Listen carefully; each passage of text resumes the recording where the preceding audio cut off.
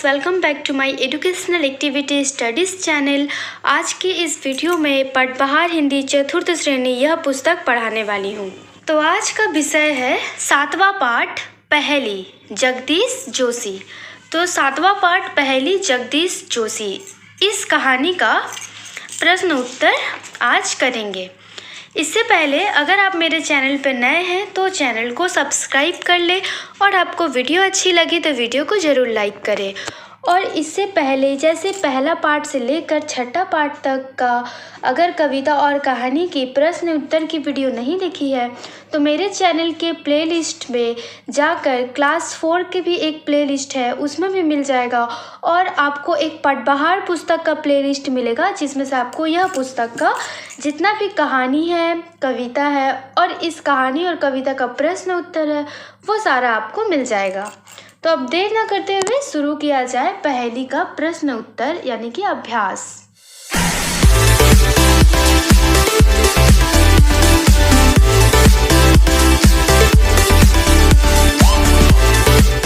तो यहाँ पे शब्दार्थ है, ये सारा आपको याद कर लेना है। अब आते हैं प्रश्न पे। आओ अभ्यास करें। 1 नंबर संक्षेप में उत्तर दो। प्रश्न 1 का 1, पाठ की मुनिया कौन है? इस प्रश्न का उत्तर है पाठ की मुनिया चिड़िया है। प्रश्न 1 का 2, वह क्या जानना चाहती थी? वह मतलब मुनिया, ठीक है। इस प्रश्न का उत्तर है वह जानना चाहती थी सूरज हर रोज पूर्व दिशा से उगता है और शाम को पश्चिम दिशा में अस्त होता है, लेकिन दूसरे दिन वह फिर से पूर्व दिशा से कैसे उदित हो जाता है। कभी वो बेहद गर्म होता है तो कभी बहुत सुहावना, यह भला कैसे होता है? प्रश्न 1 का 3, मुनिया के लिए कौन पहेली बना हुआ था? इस प्रश्न का उत्तर है उगता हुआ सूरज मुनिया के लिए पहेली बना हुआ था। प्रश्न 1 का 4, किसके निकलते ही फूल खिलने लगता है? इस प्रश्न का उत्तर है सूरज निकलते ही फूल खिलने लगता है। प्रश्न 1 का 5, गुटरगु कबूतर से मुनिया ने क्या जानना चाहा?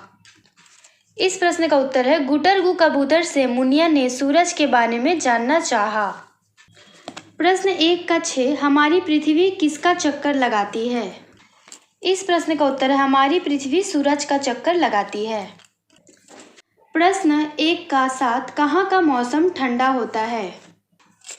इस प्रश्न का उत्तर है जहाँ पर सूरज की किरणें टेढ़ी पड़ती है वहाँ का मौसम ठंडा होता है। प्रश्न 1 का 8, किसके बाद बरसात आती है? इस प्रश्न का उत्तर है गर्मी के बाद बरसात आती है।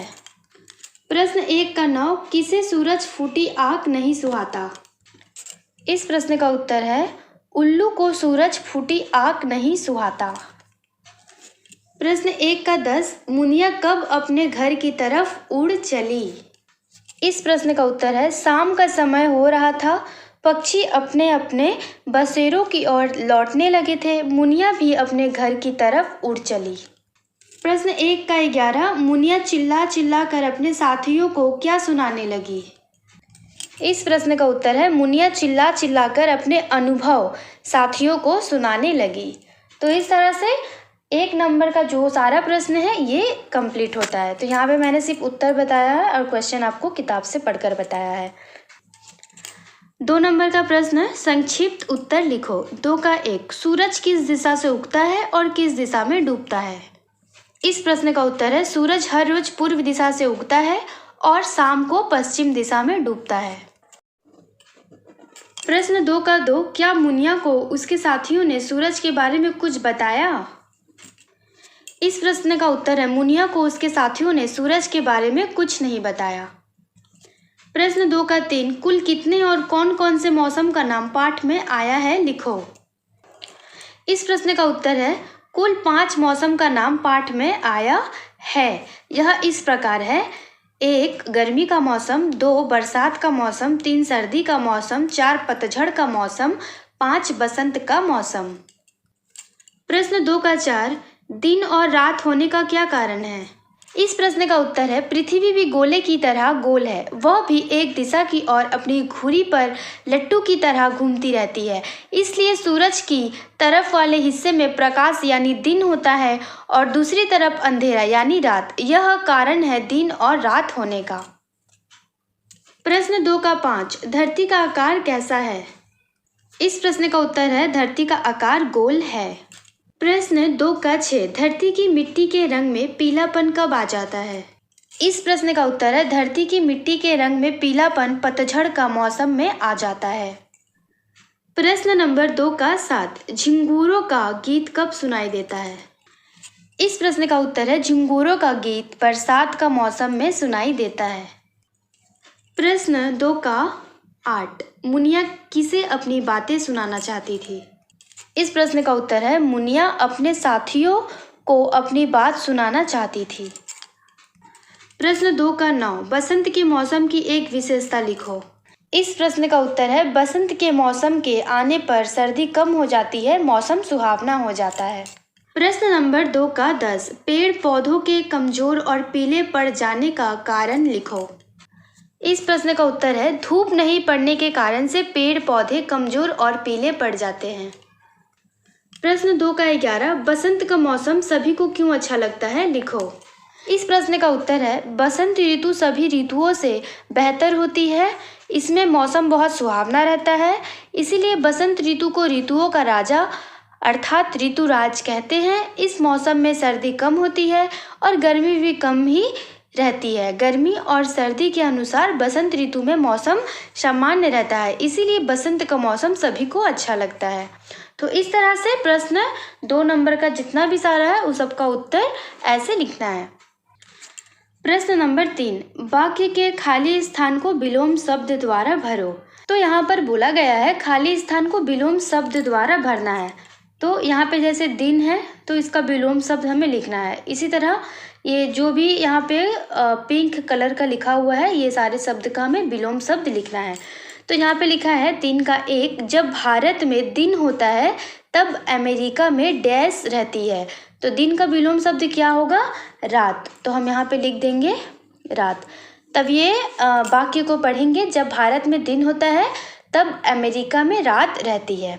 प्रश्न 3 का 2, सूरज की सीधी किरणों अधिक गर्मी देती है तथा डैश किरणें डैश गर्मी देती है। तो सूरज की सीधी किरणें अधिक गर्मी देती है, उसी तरह सीधी यहाँ पे नहीं दिया गया है लेकिन सीधी का भी लिखना है और अधिक का भी लिखना है। तो यहाँ पे सीधी किरणें और यहाँ पे क्या हो जाएगी, उल्टी किरणें। ठीक है, तो यहाँ पे हमें लिखना है उल्टी। उल्टी किरणें अधिक का क्या हो जाएगा, कम। तो यहाँ पे लिखेंगे कम। तो इसे एक साथ पढ़ेंगे, सूरज की सीधी किरणें अधिक गर्मी देती है तथा उल्टी किरणें कम गर्मी देती है। प्रश्न 3 का 3, दोपहर को सभी घर के डैश रहना चाहते हैं क्योंकि बाहर अधिक गर्मी रहती है। तो बाहर का विलोम होगा क्या, अंदर। तो हम यहाँ पर लिख देंगे अंदर। तो इसे पढ़ेंगे, दोपहर को सभी घर के अंदर रहना चाहते हैं क्योंकि बाहर अधिक गर्मी रहती है। प्रश्न 3 का 4, पतझड़ के समय पेड़ों के पुराने पत्ते गिर जाते हैं फिर डैश पत्ते निकलते हैं। तो पुराने का विलोम क्या होगा, नई। तो हम यहाँ पर लिख देंगे नई। तो इसे एक साथ पढ़ेंगे, पतझड़ के समय पेड़ों के पुराने पत्ते गिर जाते हैं फिर नई पत्ते निकलने लगते हैं। ठीक है, अब आते हैं प्रश्न 4 पर। प्रत्येक खंड से शब्द समूहों को लेकर जोड़ो और वाक्य गठन करो। तो यहाँ पे है, मुनिया को खेत में खड़ी अच्छा लगता है, बच्चों को उगता हुआ खिलने लगता है, सूरज निकलते हैं, बारिश में भीगना, सूरज बहुत भाता है, कजरी गाय ही फूल चर रही थी। तो यहाँ पे सब कुछ दिया गया है, तो हमें एक एक खंड से एक एक शब्द को लेकर एक वाक्य बनाना है। ठीक है, तो इसे हम कॉपी में करते हैं। तो यहाँ लिखेंगे पहला 1 में, मुनिया को उगता हुआ सूरज बहुत भाता है। 2, बच्चों को बारिश में भीगना अच्छा लगता है। 3, सूरज निकलते ही फूल खिलने लगते हैं। 4, कजरी गाय खेत में खड़ी चर रही थी। तो इस तरह से हमें तीनों खंड से लेकर ऐसे एक साथ वाक्य लिखना है। तो ऐसे चारों वाक्य बन जाएगा। यहाँ पर भी मैं आप सभी को दिखा दे रही हूँ कि कैसे क्या हुआ है। जैसे यहाँ पे है, मुनिया को उगता हुआ सूरज बहुत भाता है। ठीक है, 1 नंबर हो गया। उसके बाद है, बच्चों को बारिश में भीगना अच्छा लगता है। हो गया 2 नंबर। अब 3 नंबर है सूरज निकलते ही फूल खिलने लगते हैं। और 4 है कजरी गाय खेत में खड़ी चर रही थी। तो इस तरह से तीनों खंड से हमें एक एक वाक्य लेकर वाक्य बनाना है।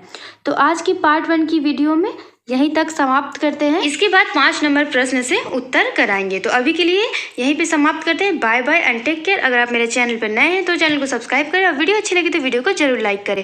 इसी तरह और वीडियो पाने के लिए मेरे चैनल को जरूर से सब्सक्राइब कर लें। और आपको कौन सी कविता और कहानी का प्रश्न उत्तर चाहिए मुझे कॉमेंट जरूर से करें।